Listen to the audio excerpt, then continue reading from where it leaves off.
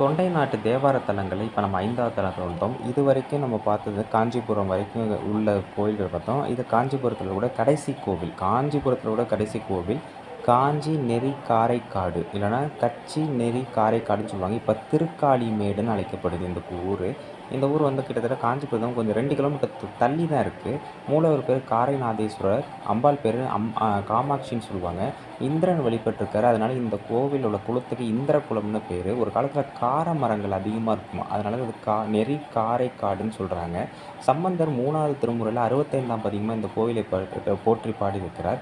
பெருகிய சோலைகள் சூழ்ந்த திருக்கச்சி நெறி காரைக்காடு அப்படின்னு இப்போ தன்னுடைய பாடல்களை குறிப்பிட்டிருக்க அளவுக்கு மிகச்சிறந்த கோவிலாக சொல்லப்படுது. இதற்கு முன்னால் சொல்லப்பட்ட கச்சி அநேக தங்காபுதம் இதெல்லாம் வந்து பார்த்திங்கன்னா ஒரே மாதிரியான அமைப்புகள் கொண்ட கோவில்னு தன்னுடைய பாடலில் சொல்கிறார். அந்த கோவிலை பாடிய பிறகு இங்கே வந்து பாடியதாக சொல்கிறதுனால 2 கோவிலையும் சேர்த்தே சொல்கிறார்.